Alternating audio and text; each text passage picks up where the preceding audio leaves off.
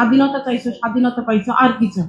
তো 5.5 ঘন্টা বসে রাখার পরে উনি আমাদের সাথে কিন্তু দেখা করেন। উনি একটা প্রেস ব্রিফিং ছিল নিচে, উনি চলে যাচ্ছে। আমি স্যার বলে ওনাকে 2 বার পর্যন্ত ডাকছি, উনি কিন্তু শোনেনি। তৃতীয়বার আমি ওনাকে অনেক জোরে চিল্লাইছি, স্যার আপনি শুনবেন? তো উনি আমাকে বলতেছে, হ্যাঁ মা বলো। বলছে, মা তোমরা আসছো কেন? আমি কি করতে পারি? আমার কাছে কেন আসছো? আমার তো কিছু করার নেই। তা আমরা বললাম, স্যার আপনি একজন ফরেন অ্যাডভাইজার, আপনার কাছে যদি না আসে আমরা কার কাছে যাবো? বলছে, এটা তো প্রধান উপদেষ্টার কাছে, এটা তো আমার কাছে না। তো আপনারা ওনার কাছে যান, যদি আপনারা যদি আমাদেরকে সুযোগ সুবিধা করে দেন তাহলে আমরা যেতে পারি। স্যার বললো, কেন? তোমরা স্বাধীনতা চাইছো, স্বাধীনতা পাইছো, আর কি চাও? আমার তো কিছু করার নেই।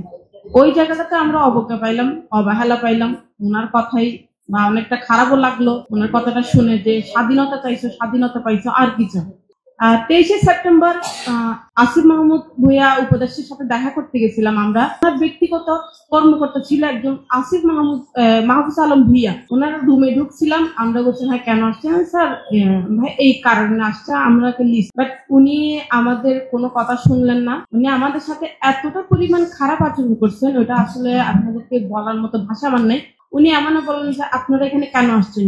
আমি, স্যার এটা শুধুমাত্র লিস্টটা মানে উপদেষ্টাকে দেওয়ার জন্য, ওনার কাছে আমরা একটু বলার জন্য, যেহেতু উনি একজন গণ অভ্যুত্থানের একজন সদস্য বা উনি একজন উপদেষ্টা, চাইলে উনি কিছু একটা করতে পারে, ওই কারণে ওনার কাছে আসা।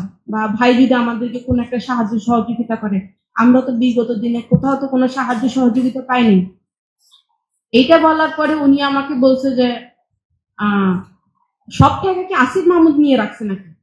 যে দেশে যা হবে, ক্লিনার থেকে, ডক্টর থেকে, টিচার থেকে যত কিছু হবে সবকিছু কি আসিফ মাহমুদ ঠেকা নিয়ে রাখছে নাকি আপনাদেরকে? আপনাদেরকে এখানে আন্দোলন করতে বলছে কি? আপনার হাজবেন্ড থেকে এখানে কে আন্দোলন করতে বলছে? যখন ভাইয়ারা যখন ডাক দিছিল যে আপনারা আমাদের সাহায্য সহযোগিতা করেন, এটার কারণে কিন্তু প্রবাসীরা রেমিটেন্স শাটডাউন করে ওনারা কিন্তু ওই জায়গাটাতে নামছিল। তো ওইটা বলার পরে উনি বলল যে, না আপনি কেমনে জানেন যে উনি এই আন্দোলনের মানুষ? আমি বললাম, স্যার আমার কাছে এভিডেন্স আছে। কি এভিডেন্স আছে? ভিডিও ফুটেজ আছে, আমার কাছে কল রেকর্ডিং আছে, অন্তত 24 জনের কথা না জানেন, আমি তো আমার হাজবেন্ড এটা জানি। উনি আমাকে বলতেছে, না এটা এই আন্দোলন মানুষকে অন্য মামলার আসামি। বলছে, ভাই আপনি কেমনে জানেন যেটা অন্য মামলার আসামি?